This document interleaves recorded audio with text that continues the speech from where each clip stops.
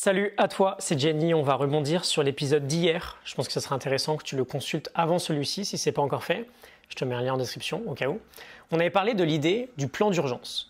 On veut avoir de la clarté sur qu'est-ce qui peut m'arriver de pire dans la vie et qu'est-ce que je dois me préparer à faire si jamais ce pire arrive. C'est un excellent moyen de devenir antifragile.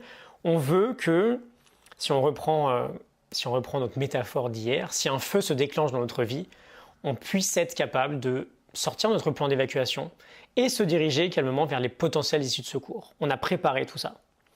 Cette idée, elle est vraiment très très importante. J'aimerais te montrer aujourd'hui comment l'appliquer à un éventuel changement de carrière.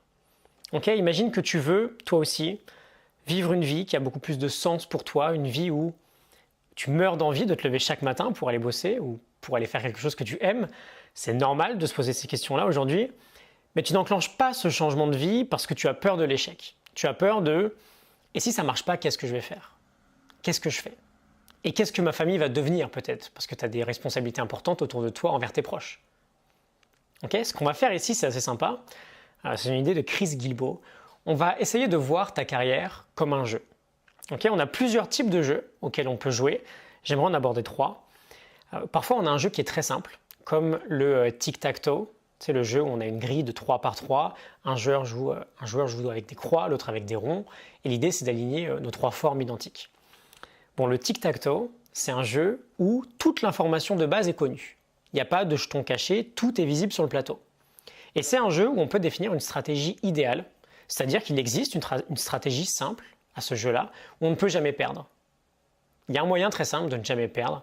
Donc soit l'autre ne connaît pas ce moyen-là et on peut gagner, soit l'autre le connaît et dans ces cas-là, si on ne fait pas d'erreur, on fera toujours match nul, mais on ne perdra jamais.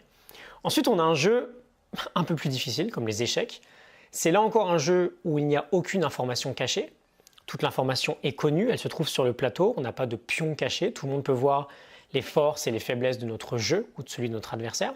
En revanche, à la différence du tic-tac-toe, on n'a aucune stratégie idéale simple qui fait qu'on est assuré de jamais perdre.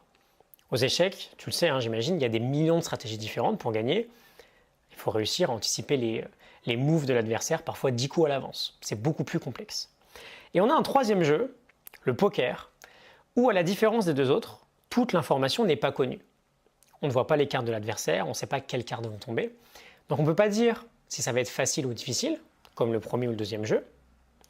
C'est complètement aléatoire. Mais comme pour les échecs, en revanche, on n'a aucune stratégie simple pour gagner. Il y en a des millions de différentes, chacune va dépendre de l'adversaire qu'on aura en face de nous. Il y a autant de stratégies possibles que d'adversaires possibles. Pourquoi je te parle de ces 3 jeux-là? Si on voit notre carrière comme étant un jeu, trouver le job qu'on rêve de faire, celui qui va nous combler, c'est un jeu où l'information n'est pas parfaitement connue. C'est comme le poker. Tout n'est pas visible sur le plateau, on n'a pas toutes les informations directement en main.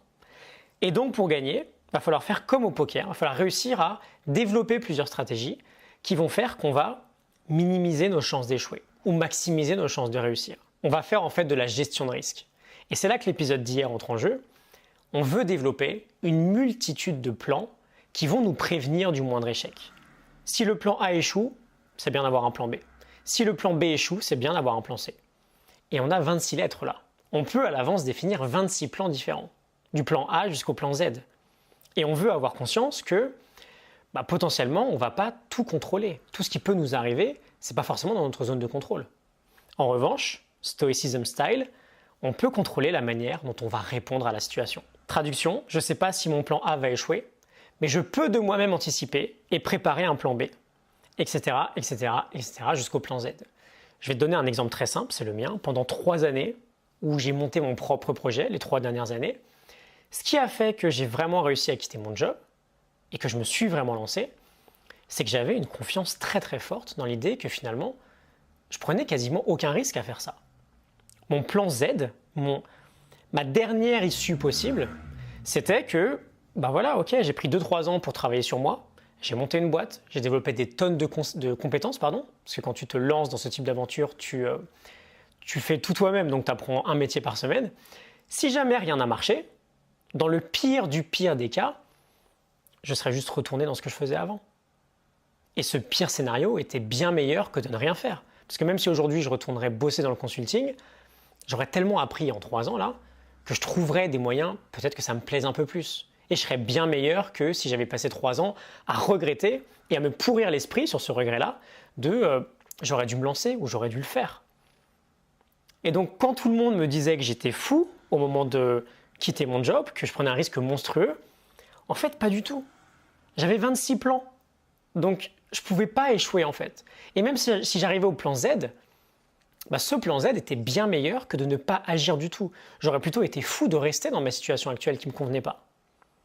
Et j'ai pris conscience que j'allais faire une partie de poker, toute l'information n'était pas connue, c'est pas comme le tic-tac-toe ou les échecs, on ne voit pas tout le plateau directement, mais j'ai anticipé et j'ai minimisé mes risques en développant tous ces plans d'urgence-là. Et donc résultat, j'avais plus peur du tout. J'avais vraiment cette confiance forte. Et j'ai avancé. Et t'imagines bien, je regrette absolument rien du tout. Et c'est ça que j'aimerais te mettre dans la tête aujourd'hui. Si ça fait longtemps que tu hésites à te lancer dans une aventure, vers une vie qui a beaucoup plus de sens pour toi, dès lors que tu as 26 plans de secours devant toi, qu'est-ce qui peut t'arriver franchement? Évidemment, c'est jamais la même situation pour tout le monde. On a tous des plans différents. Mais on peut, c'est de notre ressort, on peut développer cette confiance qui nous rend antifragiles. Parce qu'on anticipe le pire et on se rend compte que même ce pire-là, finalement ça va, on n'a pas à en faire une montagne. Et donc si même le pire vaut le coup, on n'a vraiment plus aucune raison d'avoir peur. Et on n'a plus aucune raison de ne pas le faire en fait.